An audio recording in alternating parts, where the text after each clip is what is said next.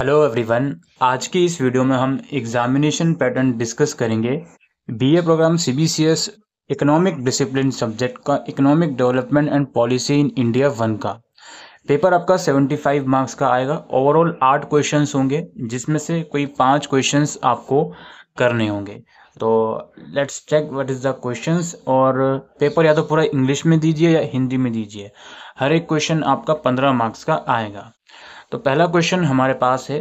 पहला क्वेश्चन ये है, what are 3 core values of development.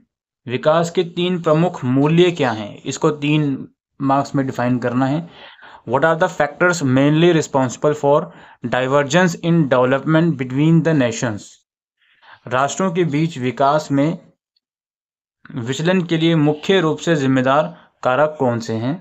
और how far is the development of India economy affect by these factors. इन कारकों से भारतीय अर्थव्यवस्था का विकास कहाँ तक प्रभावित है। ये फर्स्ट क्वेश्चन है आप लोगों का।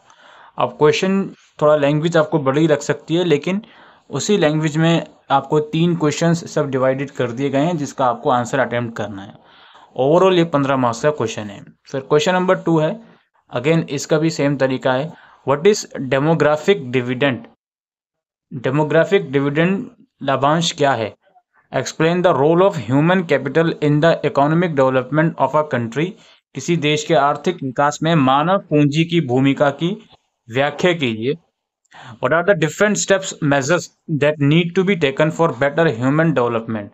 बेहतर मानव विकास के लिए कौन से विभिन्न कदम उपाय किए जाने की आवश्यकता है। ये क्वेश्चन नंबर 2 था।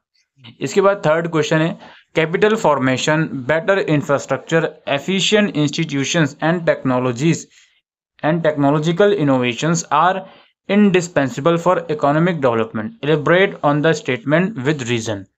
इसका हिंदी में हम अनुवाद कर देते हैं।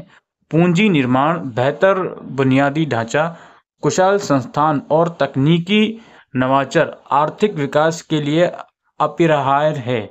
इस कथन पर कारणों सहित विवेचना कीजिए। यानी कि सबका अपना अपना जो भी फीचर्स है, क्वालिटी है, वो आपको बताना है। जिसकी बात है, what are causes of growing unemployment in India. भारत में बढ़ती बेरोजगारी के कारण क्या हैं। Explain the different employment generating schemes that have been implemented in our country for reducing unemployment. बेरोजगारी को कम करने के लिए हमारे देश में लागू की गई विभिन्न बेरोजगारी कम करने की योजनाओं की व्याख्या करें। इसके बाद है, what was the rationale behind implementation of economic reform of 1991 in India। Bharat में 1991 के आर्थिक सुधारों को लागू करने के पीछे क्या कारण थे। Critically examine the effect of economic reform on the growth of economy, poverty and inequality in India. भारत में अर्थव्यवस्था की वृद्धि, गरीबी और असमानता पर आर्थिक सुधार के प्रभाव का समालोचनात्मक परीक्षण कीजिए। इसकी बात है, what are the major drivers of growth of the Indian economy in recent years. Explain the role of infrastructure in the economic development of the country. इसका हिंदी में हम अनुवाद करते हैं। हाल के वर्षों में भारतीय अर्थव्यवस्था के विकास के प्रमुख चालक तत्व क्या है तथा हैं। देश का आर्थिक विकास में अवसंरचन की भूमिका की व्याख्या कीजिए। इसके बाद है, what are the objective of fiscal policy. राजकोषीय नीति के उद्देश्य क्या हैं। What are different fiscal reform measure that need to be implemented to address the fiscal deficit in India. भारत में राजकोषीय घाटों के दूर करने के लिए विभिन्न राजकोषीय सुधार उपाय क्या हैं जिन्हें लागू करने की आवश्यकता है। इसके बाद क्वेश्चन नंबर 8 है, जिनमें आपको किन्हीं 3 के ऊपर शॉर्ट नोट लिखना है। चैलेंजेस ऑफ अर्बनाइजेशन, ठीक है, इसमें आपका है शहरीकरण की चुनौतियां, सस्टेनेबल डेवलपमेंट, सतत विकास, डेमोग्राफिक ट्रांजिशन, इसको कहा जा सकता है जनसंख्यिकीय संक्रमण, और है reason for slow capital formation in India. भारत में धीमी पूंजी निर्माण के कारण। इसमें 3 नहीं दोस्तों, करने तो 3 ही है, बट यहाँ 7.5 इंटू 2 लिखा हुआ है, तो मे भी शायद 2 करने हो या फिर 5 मार्क्स का एक हो, ये मार्किंग में या फिर इसमें थोड़ा सा ग्लिच है। तो इन 8 में से किन्हीं 5 क्वेश्चंस को आपको करना है। एक पेपर और हम आपके साथ डिस्कस करेंगे। पेपर का पैटर्न अगेन वही सेम पैटर्न है, क्वेश्चंस हम थोड़ा डिस्कस करते हैं। While economic growth lays stress on the incomes people have, economic development talks about the quality of life and individual value to possess. Elaborate on the statement by bringing out difference between the two concepts through suitable example. Do you think development indicators are good metrics of sustainable development too? Explain. इसमें कहा जा रहा है, जबकि आर्थिक वृद्धि लोगों की आय पर जोर देता है, आर्थिक विकास जीवन की गुणवत्ता के बारे में बात करता है, जिससे एक व्यक्तिगत मूल्य होता है। उपयुक्त उदाहरण के माध्यम से दो अवधारणाओं के बीच अंतर के सामने लाकर इस कथन पर विस्तार से चर्चा करें। क्या आपको लगता है कि विकास संकर्तक सतत विकास के भी अच्छे संकेतक हैं? समझाइए। इसके बाद है, what do you understand by demographic dividend? Again वो सेम क्वेश्चन है। In this context explain why population explosion has been a problem in Indian economy. Discuss and evaluate the effort of Indian government to tackle this problem of population explosion in the country. जनसंख्या लाभांश से आप क्या समझते हैं? इस संदर्भ में स्पष्ट कीजिए कि भारतीय अर्थव्यवस्था में जनसंख्या विस्फोट एक समस्या क्यों रही है। देश में जनसंख्या विस्फोट की इस समस्या से निपटने के लिए भारत सरकार के प्रयासों पर चर्चा करें और उनका मूल्यांकन करें। उसके बाद क्वेश्चन नंबर 3 है, what do you understand bye poverty? Poverty से आप क्या समझते हैं? निर्धनता से आप क्या समझते हैं? Both in absolute as well as relative terms, दोनों निरपेक्ष और सापेक्ष दृष्टि से। Is income poverty same as the inequality of income in any society?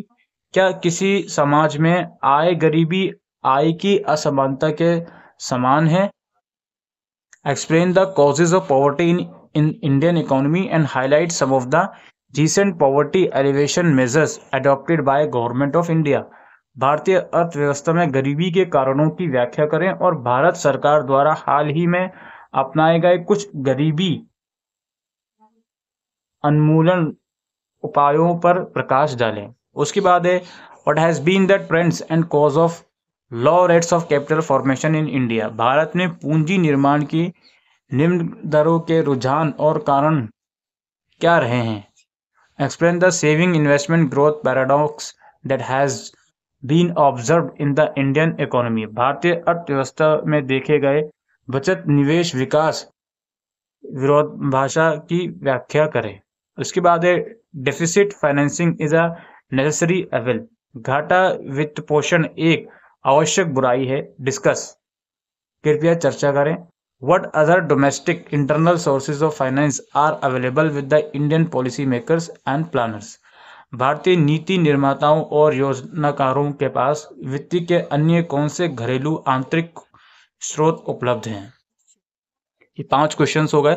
इसके बाद है हमारा दोस्तों question number 6, what are the major issues involved in the centre state fiscal relation in India?